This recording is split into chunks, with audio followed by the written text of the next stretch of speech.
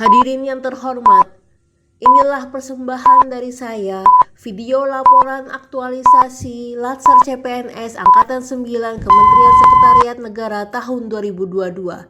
Selamat menyaksikan.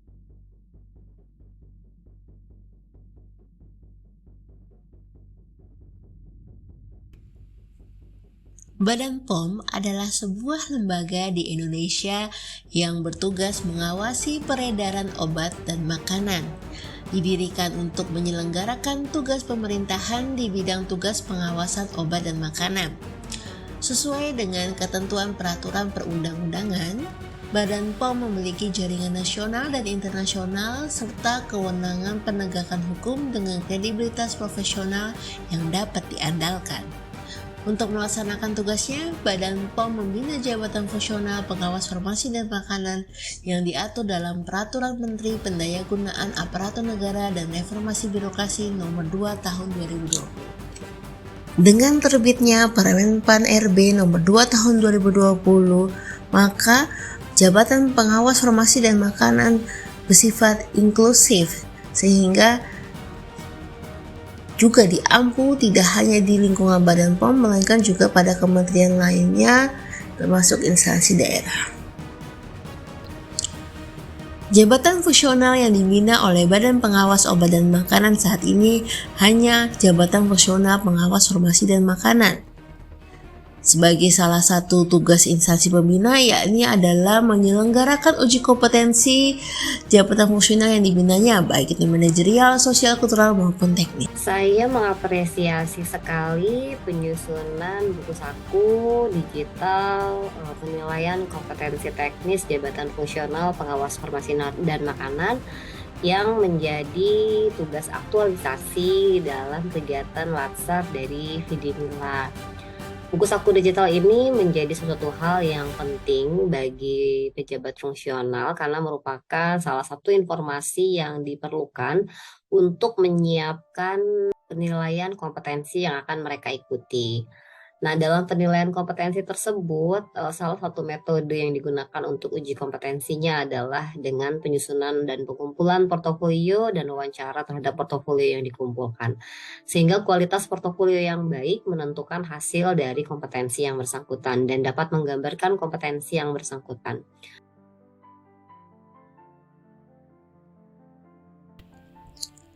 Core isu yang diangkat sudah mengacu pada evidence yang diperoleh dari hasil survei yang dilakukan kepada 49 orang PFM di fungsi pemantauan dan KIE. Dari hasil survei tersebut bahwa 75% PFM belum pernah mendapatkan penjelasan mengenai portofolio.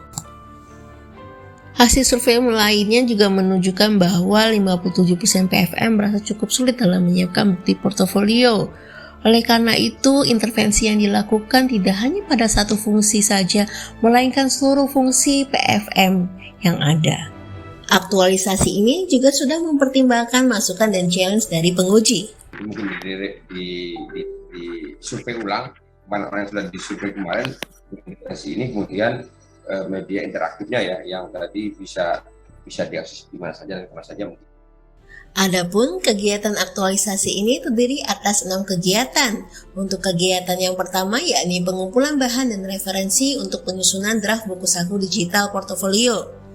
Mulai dari mengidentifikasi peraturan, kemudian mengidentifikasi jenis-jenis dan contoh portofolio berdasarkan unit kompetensi teknis.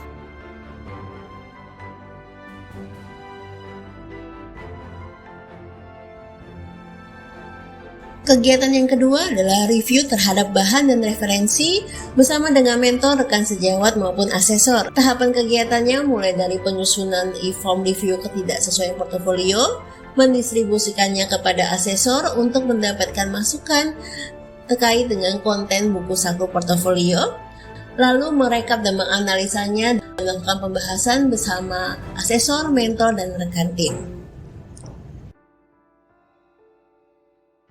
Kegiatan ketiga, perancangan draft buku saku digital dengan infografis maupun videografis. Tahapan kegiatannya membuat draft konten infografis, kemudian membuat draft konten videografis, berdiskusi dengan mentor terkait dengan draft yang disusun, dan melakukan revisi berdasarkan masukan yang diperoleh.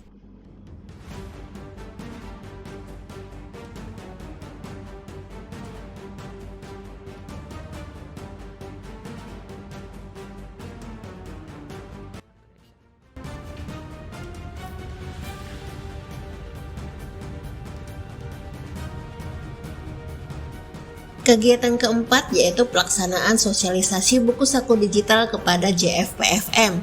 Tahapan kegiatannya mulai dari membuat virtual background sosialisasi, melakukan sosialisasi melalui media Zoom, dan mendistribusikan buku saku digital.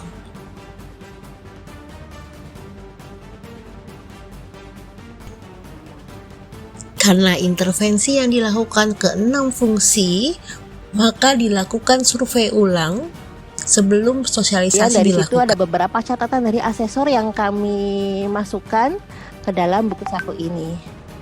Baik, kurang lebih ini ada covernya ada sama ya. Ini contoh fungsi pemantauan KIE. Kemudian kita coba saksikan terlebih dahulu videonya bersama. Pada kesempatan ini, kami akan menyampaikan tentang tips menyiapkan portofolio penilaian kompetensi teknis yang dipersembahkan oleh PPSDM POM Sub Kelompok Substansi Penilaian Teknis dan SDM POM. Semoga sukses!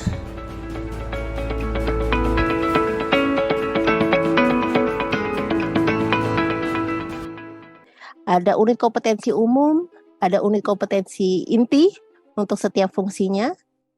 Kita coba lihat. Nah, ini dasar hukumnya. Seringkali Bapak dan Ibu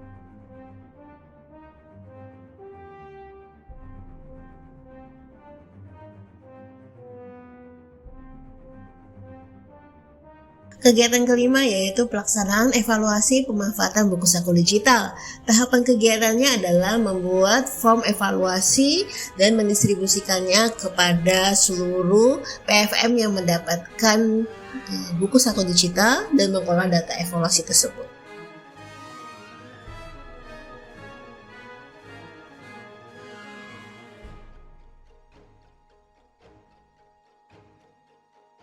Kegiatan yang keenam yaitu penyusunan laporan. Tahapan kegiatannya mulai dari penyusun laporan, kemudian menyusun video kompilasi dokumentasi pelaksanaan aktualisasi, dan berkonsultasi dengan mentor dan coach.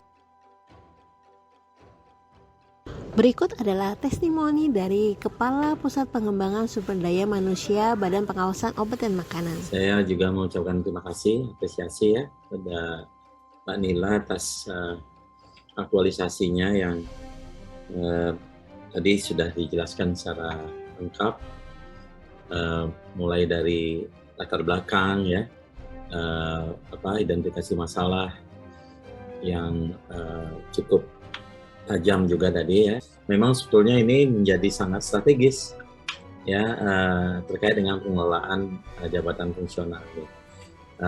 Nah, terkait dengan yang diangkat ini kan memang sangat sifatnya apa ya, teknis gitu ya, yang tadi ada 6